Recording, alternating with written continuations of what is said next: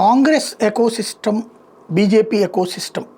BJP ecosystem maintain చేయలేదు, దాని ఇంపాక్టే ఇప్పుడు ఫేస్ చేస్తుంది.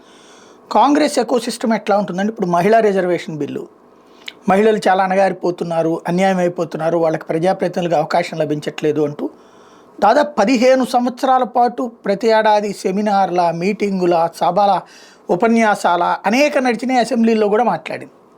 కానీ మహిళా రిజర్వేషన్ బిల్లు అప్పుడప్పుడు పార్లమెంట్లో తెస్తుంది, అది వాళ్ళు లాగేశారు వీళ్ళు లాగేశారు అని చెప్తా. లాగేసే వాళ్ళందరూ వాళ్ళ స్నేహితులే, లాలూ ప్రసాద్ వాళ్ళు, ములాయం సింగ్ వాళ్ళే.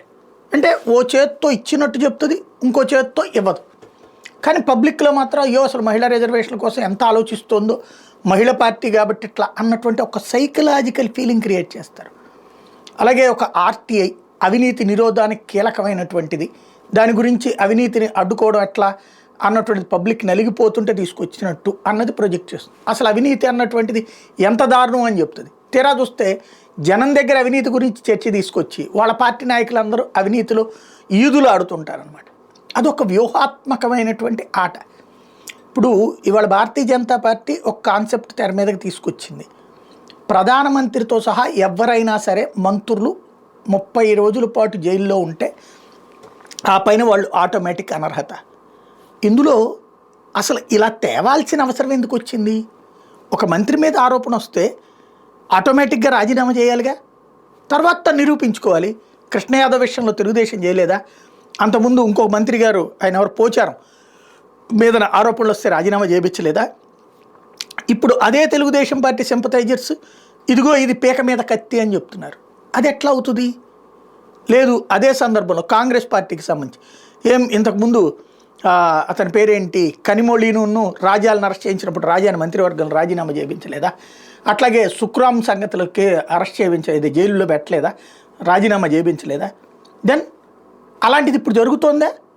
జరగట్లేదు. ఒక కొత్త సంప్రదాయాన్ని కేజ్రీవాల్ తెచ్చాడు, ఆదిలోనే దీనికి ముగింపు పలికేటటువంటి ప్రయత్నం బీజేపీ చేస్తుంది. ఇది వాస్తవంగా అద్భుతమైన సంస్కరణ.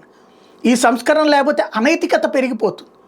వెంటనే వీళ్ళు అన్నట్టు దాన్ని దుర్వినియోగం చేయొచ్చు. ఎవరు చేయాలి? కేంద్రం చేయాలి. కేంద్రంలో నువ్వే అధికారంలోకి వస్తానంటున్నావు కదా, ఇంకేంటి బాధ? నెంబర్ 1. నెంబర్ 2 వచ్చేటప్పటికి కేంద్రం ఇష్టారాజ్యంగా అవ్వదు. 30 రోజుల పాటు జైల్లో అంటే కోర్టులో ఒప్పుకోవాలి. కోర్టులో ఒప్పుకోవాలంటే కోర్టులో ఆధారాలు ఆ స్థాయిలో ఉండాలి. ఆ స్థాయి ఆధారాలు ఉన్నా కూడా కాపాడాలంటే ఎందుకు చేయాలి?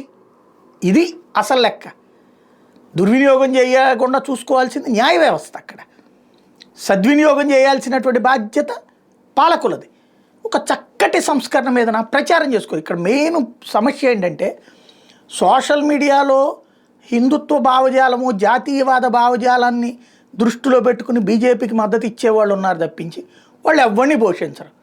అదే కాంగ్రెస్ వాళ్ళు కమ్యూనిస్టును పోషిస్తారు, కమ్యూనిస్ట్ వాళ్ళు కాంగ్రెస్తో కలిసి మూవ్ అవుతున్నారు.